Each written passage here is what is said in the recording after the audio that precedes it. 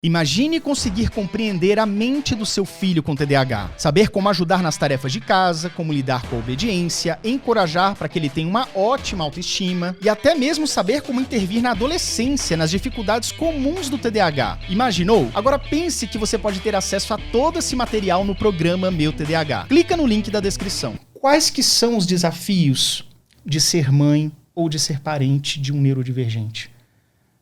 Alguém que possa, de repente, falar, exemplos para trazer. Fique à vontade aí. Primeiramente, eu acho que o primeiro desafio é a gente, como pai, aceitar que os nossos filhos são diferentes, né? Uhum.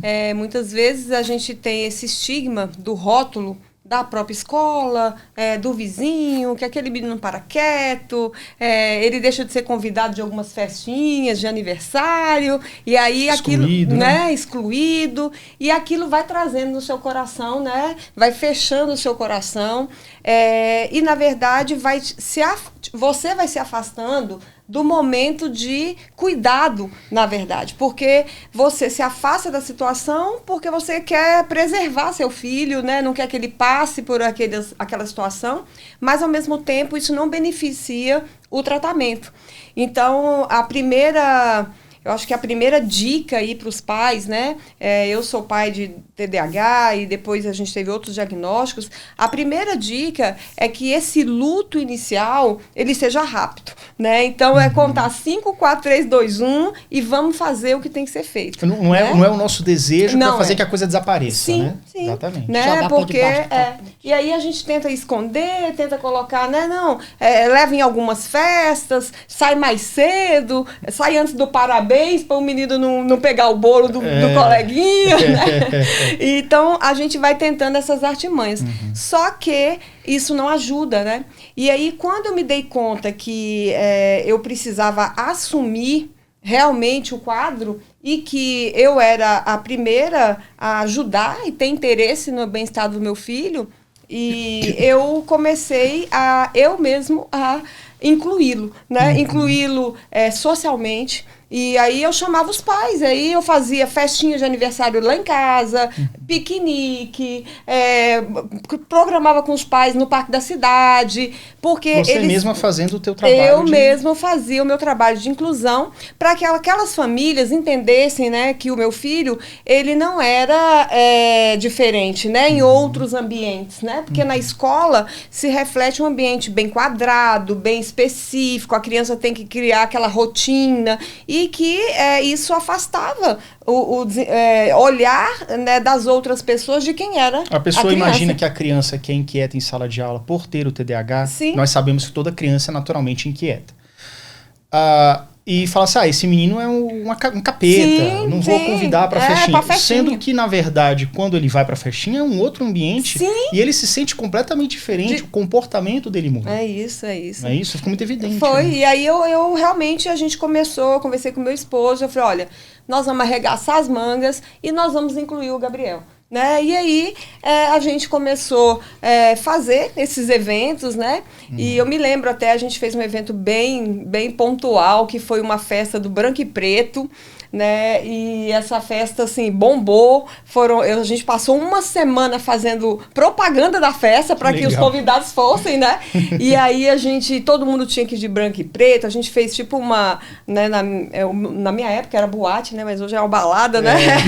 A gente fez um ambiente de balada e com neon, e aí com tintas aquelas coloridas. E aí foi aquela festa, né? E realmente, assim, acho que a escola inteira foi convidada praticamente, foram todos para essa festa, muita gente foi. Legal. E foi uma festa que foi o divisor de águas, porque naquela festa eles viram que o Gabriel tinha uma família que o amava, né? Que o Gabriel tinha pais que respeitavam, né, o tempo dele, o ambiente dele. E ele se sentindo seguro. Ele se sentindo seguro. E tinha os tios, né? E os avós, que ele era uma criança como outra criança, né? E aí, daquela festa, o Gabriel acabou o estigma, né? Esse rótulo que tinha, foi desmistificado.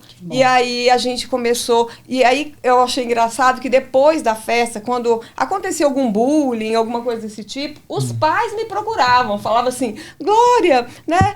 O fulano de tal estava agindo assim com o Gabriel, mas a gente foi lá e a gente conversou com a professora, a gente conversou... A gente que interviu. A gente que interviu. Aí eu ganhei os aliados, né? Então o primeiro conselho, né, dos pais é ser rápido, né? E tem uma coisa também que eu acho que é interessante a gente frisar. Tem muitos pais que procuram poupar seus filhos. Sim. Eu não vou deixar ele pra festa porque ele vai sofrer bullying. Eu vou tirar dessa escola porque ele tá sofrendo bullying. Sendo que às vezes dá pra reverter. Às vezes não dá. Eu também, quando você tá sofrendo demais, você pode... Eu tava na escola que era ruim, fui pra uma outra na primeira série, era ruim. Aí fui pra uma outra na segunda série, mudou da água pro vinho. Isso é necessário. Mas o fato é de você não colocar... Quanto mais você protege o TDAH, pior fica a situação, porque, na verdade, o que o TDAH precisa é de mais repertório social. Ele precisa estar em mais contato, onde tudo bem, ele vai tropeçar e vai errar, mas ele também pode acertar. Ele pode ter uma segunda chance, uma terceira chance. Eu acho que isso é essencial. É o TDAH, ele ir para o campo, ele ir para a socialização, os pais terem esse treino parental e partir para cima. Não é isso? E é um treino neurológico também, né? Porque, assim, a partir do momento que o TDAH ele vai sendo exposto a situações, ele vai treinando a plasticidade cerebral. E aí, aquilo que era uma inflexibilidade, ela entrega ferramentas no dia a dia do TDAH para que ele possa mudar. Então, o treino, né, da neuroplasticidade, do treino mesmo do cérebro em função do desenvolvimento do TDAH, ele é muito importante. Então, a gente tem que colocar o menino no campo. Tem que ir para o abraço mesmo, porque a partir daí as coisas vão começar a se desenvolver. E se a gente estiver, como você falou, né, nesse cuidado, nessa superproteção, nesse medo, né, da criança ser exposta. E, na verdade, eu tenho percebido, eu atendo muitas famílias. E, na verdade, não é o medo da criança ser exposta. É o medo do pai ser exposto. Porque o nosso medo como a minha educação, gente, esse menino não é isso que eu ensino para a criatura, né? Eu não deixo ele fazer quando eu vejo ele tá deitado no chão, quando eu vejo ele tá furando fila, quando eu vejo ele tá... Então, o comportamento do TDAH, ele tipo denuncia, né? Denuncia a má criação. E que, na verdade, não é isso, né? Nós pais, a gente não tá criando mal, né? A criança, ela não tem filtro, ela não tem esse repertório de limite, né? Então, ela não tá treinada. No aspecto, eu acho que a família, por exemplo, a gente, no meu caso, eu tenho um TDAH, mas posso dizer, 2 TDAHs completamente diferentes. A minha filha mais velha é totalmente déficit de atenção, e o meu filho é a hiperatividade mental e física, que eu nem sabia da diferença, fui saber com ele, com o diagnóstico dele. Eu achei que a hiperatividade, ela fosse só física, mas ela tem a mental também. Né?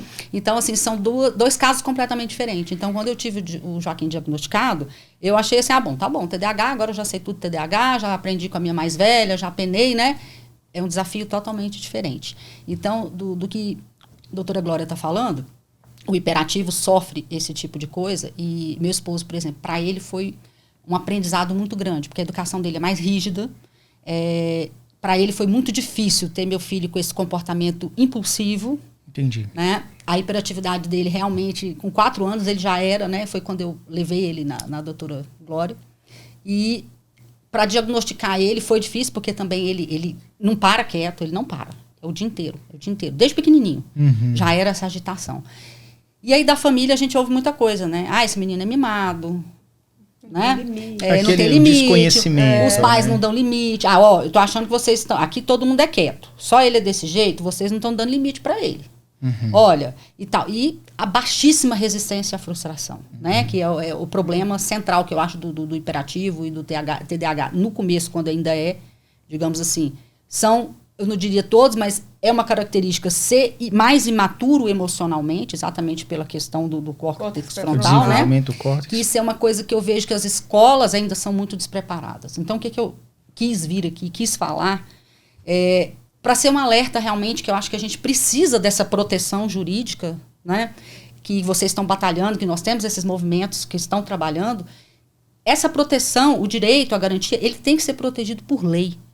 Por que acontece? As escolas hoje, elas estão muito preparadas em relação ao TEA, porque o TEA é exigido. Então não é que elas são preparadas porque são muito boazinhas. Elas são preparadas porque elas são obrigadas por lei.